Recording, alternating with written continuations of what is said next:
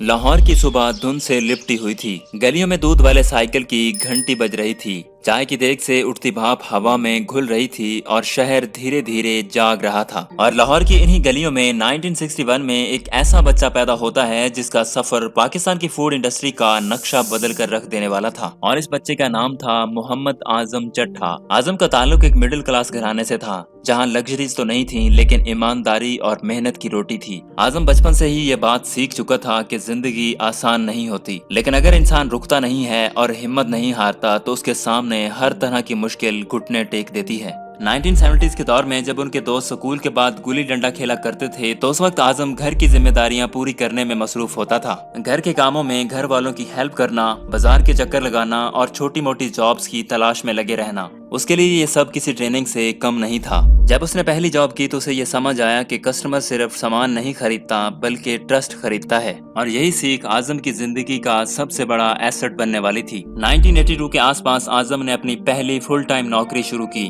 वो कभी किसी दुकान पर सेल्स बॉय के तौर पर काम करता तो कभी किसी गोडाउन में मजदूरी करता और रोज के थोड़े बहुत पैसे कमा लेता, जिससे उसने अपना घर भी चलाना होता था और बचत भी करनी होती थी। और इन्हीं छोटी मोटी नौकरियों ने आजम को बिजनेस की दुनिया का एक गोल्डन रूल समझाया कि बिजनेस सिर्फ माल बेचने का नाम नहीं है बल्कि रिश्ते और ट्रस्ट कायम करने का नाम है। 1987 में उन्होंने हिम्मत जुटाई और अपनी पहली छोटी सी दुकान खोली। सेविंग्स बहुत कम थी, इसलिए बाकी पैसे वालिद ने दिए और यही उनका असल स्टार्टअप कैपिटल था। आजम के अंदर जज्बा बहुत था और ख्वाब बहुत बड़े थे और इसलिए वो खुद शॉप के काउंटर पर खड़े होते और कस्टमर्स के आने का इंतजार करते। लेकिन लाहौर का बाजार मजाक नहीं था, कंपटीशन तेज था और मार्केटिंग बजट बिल्कुल ना होने के बराबर। और यही वजह थी कि कुछ ही मंथ्स के अंदर दुकान लॉस में चली गई। आजम हर रात खाता किताब खोलता और सर पकड़कर सोचने पे मजबूर हो जाता और खुद से यही सवाल करता कि क्या मेरे ख्वाब कभी पूरे नहीं हो पाएंगे।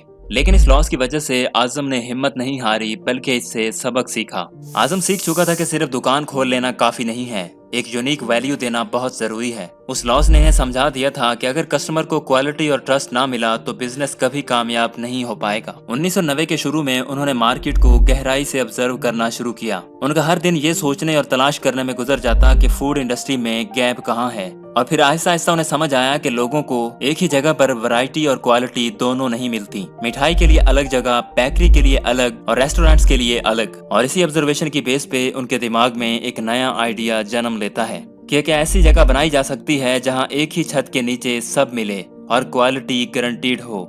1999 में उन्होंने फैसला कर लिया कि एक नए ब्रांड से एक नई पहचान बनानी होगी और जिसमें ब्रांड का नाम एक बड़ी मुश्किल था।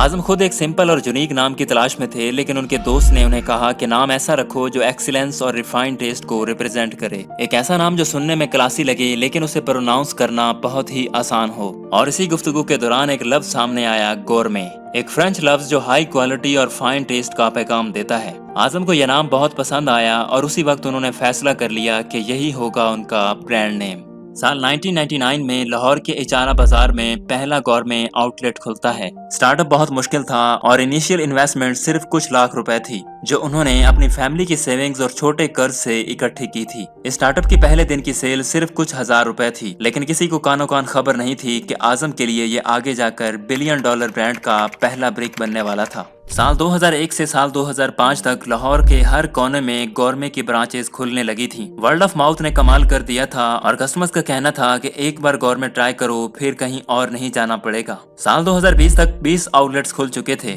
और गौरमे का एनुअल रेवेन्यू लगभग पाकिस्तानी 10 करोड़ के करीब पहुंच चुका था। साल 2007 वो साल था जब उन्होंने अपना पहला बड़ा प्रोडक्शन यूनिट बनाया, जिसकी वजह से सेंट्रलाइज्ड बेकरी और स्वीट्स फैक्ट्री सेटअप हुई और ये एक गेम चेंजर यूनिट साबित हुआ।